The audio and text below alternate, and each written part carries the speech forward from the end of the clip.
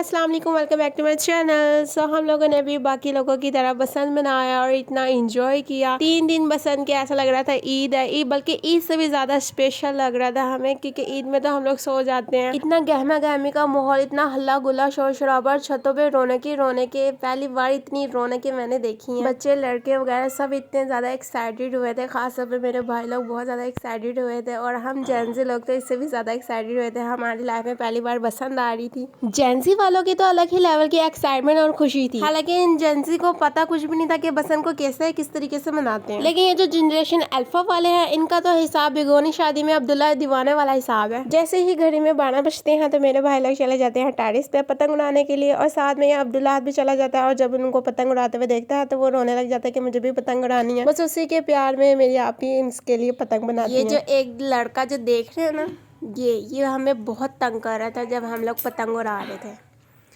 तो इसकी अप्पो ना इसके लिए एक पतंग बना रही है, वो भी ठंडी ज़मीन में बैठ के। प्यार चेक करो ज़रा अप्पो का, इस लड़के के लिए। इतना रोना धोना पाकर जनाब अपने लिए पतंग बनवा लेते हैं और अब बहुत ही ज़्यादा खुश हो रहे थे कि मैं प्रो मैक्स हूँ और मैं अच्छी तरीके से पतंग उड़ा लूँगा। और यहाँ पे दूसरी तरफ जनरेशन जी वाले यानी मेरे भाई लोग बहुत ज़्यादा खुशी खुशी छत पर आए थे पतंग उड़ाने के लिए, लेकिन हवा ही चलना बंद हो गई बेचारे।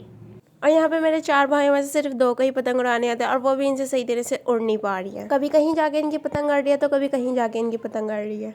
और यहाँ पे मेरी जान अटकी जा रही थी पतंग के चक्कर में, ये लोग मेरे पौधों के ऊपर चढ़ी जा रहे थे। खैर फिर इसके बाद हम लोग नीचे आ जाते हैं, चाहे कोई भी छोटा मोटा त्यौहार हो या कुछ भी दिन हो, लेकिन हम लड़कियों की ख्वाहिश होती है कि घर को थोड़ा बहुत अच्छी तरीके से सजाए। सो यहाँ पर मैंने और मेरी आपी ने यहाँ पे पतंगे बनाई होती है कुछ, तो हमने डेकोरेट करना था ट्री पे, तो हम लोग दोपहर को आ जाते हैं छत पे, क्योंकि सुबह बहुत ज़्यादा धूप थी तो इसलिए हम सुबह नहीं आते हैं। ट्री को डेकोरेट करने से पहले हम खुद थोड़े बहुत सजते समझते हैं, इसके बाद हम लोग टेरेस पे चले जाते हैं। वैसे तो ये देखा जाए तो हमारे नज़र में बहुत ही मामूली सी चीज़ है कि एक ट्री पे हम लोगों ने थोड़ी बहुत पतंगे अटैच किया, लेकिन ये जो मोहल्ले वाले जो आसपास के देखने वाले लोग हैं वो बहुत ही ज़्यादा खुश होते हैं, बहुत ही तारीफ़ करते हैं और पूछ रहे थे बार बार ये किसने बनाया, बहुत अच्छा लग रहा है।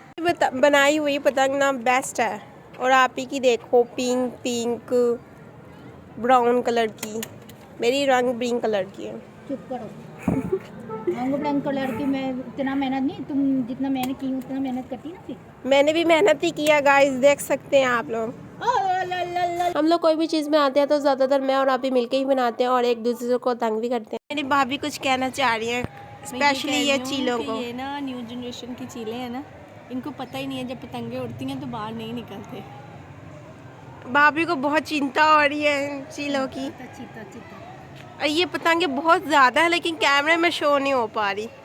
एक तरफ मैं और अभी अपनी मस्तियों में लगी होती है, ट्री को सजा रहे थे, दूसरी तरफ मेरी भाभी को टेंशन लगी होती है बेचारी चीलों का क्या ही होगा। और दूसरी तरफ अब्दुल्ला अपने चाचू का सर खा रहा था कि मुझे डोर पकड़ा था, जब डोर पकड़ा दे तो पतंगे नीचे फेंक देता है। ऐसे अब्दुल्ला ने कितनी सारी पतंगे ना बो करवाई हैं, इन लोगों का पेचा वेचा लगा होता है और ये रोता धोता है कि मुझे पतंग दे दो, मुझे डोर दे दो, डोर दे दो, और ये लोग डोर देते हैं और पीछे से पतंगी कट जाती है। और गुड़िया उड़ाने के साथ साथ हमने थोड़ी बहुत समोसा पार्टी भी की। और फिर हमारा प्रोग्राम था रात को बारबेक्यू पार्टी करने का, तो हम लोगों ने भाइयों को लगाया काम पर बारबेक्यू बनाने बिठा दिया। और यहाँ दूसरी तरफ मैं वेजिटेबल लड़की जो कुछ भी गोश्त की चीज़ खाना पसंद नहीं करती है, फिर इसके जगह मैं मैगी खाती हूँ और फिर डांट भी खाती हूँ, बहुत ज़्यादा ही डांट खाती हूँ, जो कि मैं बात फिर भी नहीं आती डांट खा खा। और यहाँ पे मेरे भाइयों बहुत देर से बारबेक्यू बना रहे थे तो उनकी मैं करती थोड़ी बहुत हेल्प। खाना शाना खाने के बाद हम लोगों ने मीठे में खाया मीठा पान, जो कि मुझसे बिल्कुल भी खाया नहीं गया। मैंने दूसरी बार अपनी लाइफ में पान खाने की कोशिश की, जो कि मैंने सारा फेंक ही दिया, मुझसे खाया ही नहीं गया। फिर इसके बाद मैं अपने भाइयों से रिक्वेस्ट करती हूँ कि मुझे भी पतंग उड़ानी है, तो मेरे भाई लोग मुझे नीचे भेजते हैं कि जाके पतंग लेके आओ अपनी पसंद की। मैं अपनी पसंद की पतंग लेके आती हूँ, इसके बाद उड़ाती हूँ, जो कि मुझसे ठीक तरीके से उड़ाई नहीं जाती, लेकिन फिर भी मैंने कोशिश की। फिर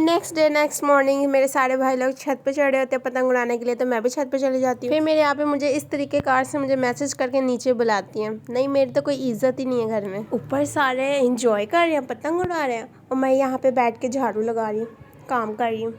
काम वाली बनाया हुआ मुझे तो। फिर सारा काम खत्म करने के बाद हम लोग छत पे जाने लगते, तो भाई लोग बताते हैं कि ऊपर कुछ लड़के आए हुए हैं तो आप लोग नीचे रहो। फिर हम लोग नीचे थे, फिर हम लोगों ने बोर हो रहे थे, हम लोगों ने पिज़्ज़ा ऑर्डर कर लेते हैं। फिर सब लोग चले जाते हैं तो हम लोग भी टेरेस पे चले जाते हैं। और सेकंड डे पर भी आतिशबाजियाँ हो रही थी आसमान पर। भाई जा रहे थे पान लेने, तो हम लोगों ने फिर से फरमाइश की कि हम सबके लिए पान लेके आए। कल एक पान लेके आए थे तो भाई ने हम सबके लिए मीठे पान लेकर आते हैं। मीठा ही है ना, ये ना हो के भाईजान वाला हो पत्ती वाला खा के तो टुन्नू हुई सारे टुन्नू हुए में। मामा यार ये मीठा है, मीठा शुक्र है। इसी तरह हमारा बसंत का दूसरा दिन भी गुजर जाता है। फिर तीसरे दिन की मॉर्निंग में अम्मी बना रही होती हैं यखनी पुलाव, तो वो हमें भेजती हैं कि जाके कुछ टमाटर ले आओ, घर में टमाटर नहीं होते हैं। ये मैंने कुछ प्यारे प्यारे से टमाटर उगाए हुए होते हैं। बीच में थोड़ी बहुत आपी की भी हेल्प होती है, आपी का जिक्र करना लाजमी, वरना बीच में नाराज़ हो जाएंगी वरना। ये मेरा थोड़ा बहुत छोटा मोटा किचन गार्डन है, इसमें से ये आज हार्वेस्टिंग की है। आज फिर से आसमान में पूरे चीले ही चीले आ गए। चीले भी क्या ही सोच रही होंगी, बसंत फेस्टिवल क्या आया है, ये इंसान के बड़े बच्चों ने पूरा आसमान को ही ब्लॉक करके रख दिया। वो भी कह रहे होंगे जीरो सिविक सेंस है इनमें, पूरे आसमान को बाप की प्रॉपर्टी समझा हुआ है, हमें तो उड़ने की जगह ही नहीं दे रहे हैं। खैर, जो हम लोगों ने हार्वेस्टिंग की होती है टमाटर पुदीने की, वो नीचे ले जाके मैं अपनी अम्मी को दे देती हूँ। अम्मी बना रही होती है यखनी पुलाव, मेरी आपी बना रही होती है फ्राइज। फिर इसके बाद हम लोग फिर से छत पे आ जाते हैं, और छत पे जब आते हैं तो हम लोग देखते हैं आसमान पे कुछ अनोखी किस्म की पतंग उड़ रही होती हैं। फिर मेरी आपी और मेरी भाभी मुझे बताने लग जाती हैं कि तुम्हें तो पता ही नहीं है कि पहले आसमान में क्या क्या चीज़ें उड़ा करती थी, गाय भैंस वगैरह, और पता नहीं क्या क्या चीज़ें बना के ये लोग उड़ाया करते थे पहले। फिर मेरे वजाहत भाई कहते हैं कि ये फिजिक्स है, तो मेरी आपी और भाभी तो पीछे पड़ जाती हैं उनके। यार उसको हवा कैसे मिल रही होगी? मतलब तो सारे तो सुराख में। ये फिजिक्स किसी ने लगाई हुई है। तुम भी लगाओ ना, तुम्हें पढ़ाने का फायदा क्या हुआ हमें? इतने ये गुड्डे लगे हुए हैं यार नहीं, ऐसा कुछ बना के तो ना फिजिक्स वाले, क्या फायदा पढ़ाने का? आप ही भाभी करती हैं मुझे भाभी को तंग, और मैं करती हूँ अब्दुल्लाह को थोड़ा सा तंग। ऐनक चाहिए? अब मेरी हो गई है।